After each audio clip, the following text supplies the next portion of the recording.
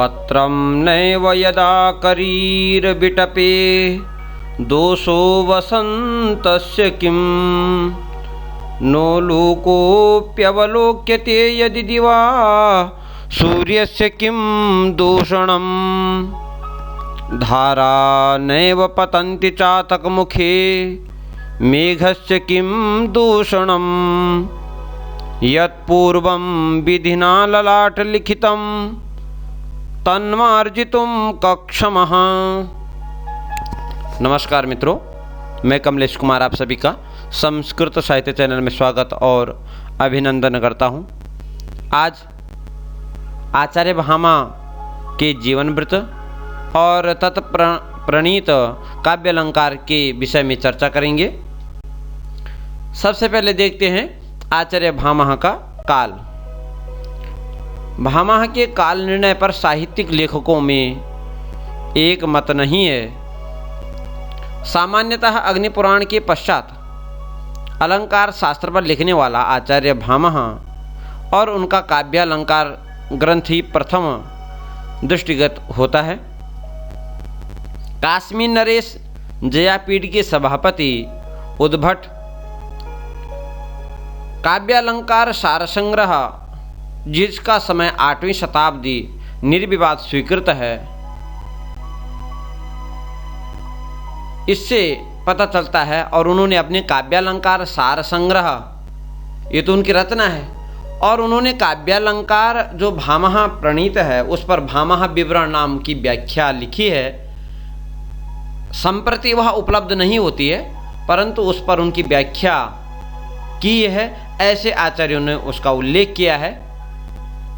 इससे उनका जो समय 800 ईस्वी है और इससे पूर्व किसका है?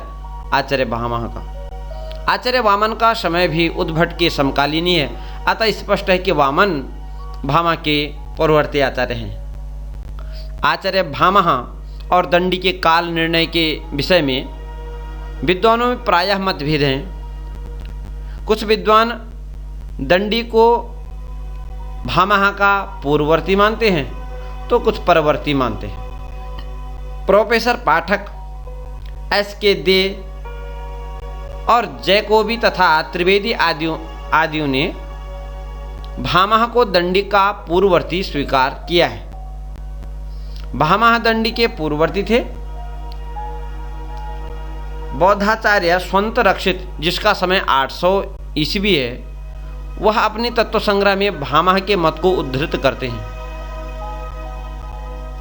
अतः भामा का काल 800 ईस्वी से पूर्व है। बाणभट्ट के भी पूर्ववर्ती हैं आचार्य भामा।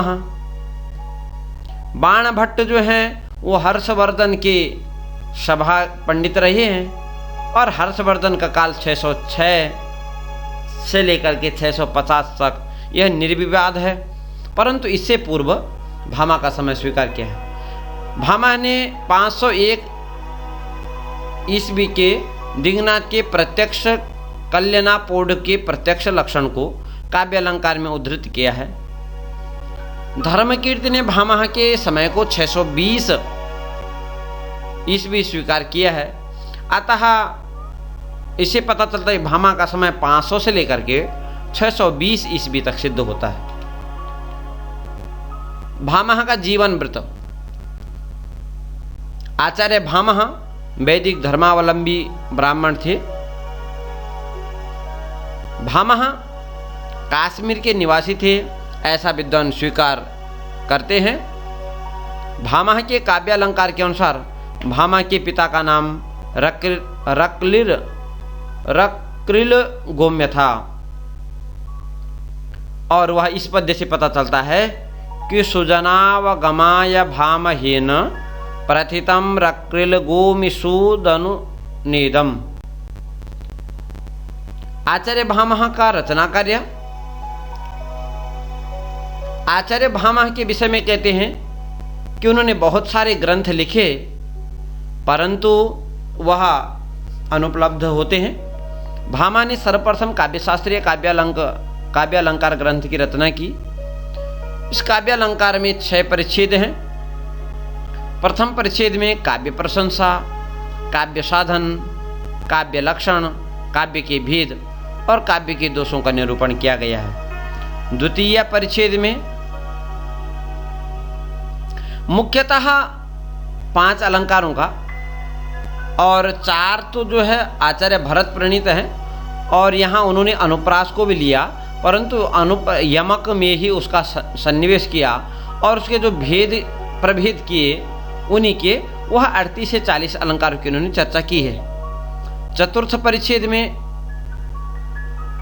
आचार्य भामह ने 10 दोषों का निरूपण किया गया है और पंचम परिच्छेद में आचार्य भामह 11 दोषों का विवेचन करते हैं।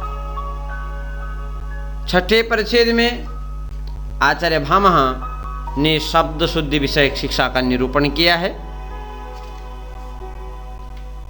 आहत्य काव्य अलंकार ग्रंथ में 400 श्लोक हैं और भामह के सिद्धांतों को परवर्ती आचार्यों ने, जैसे आचार्य आनंदवर्धन, राजशेखर, आचार्य मम्मट ने सादर पूर्वक स्वीकार किया है और उनके ग्रंथों से उद्धरण उद्धृत किए हैं। अस्तु, धन्यवाद।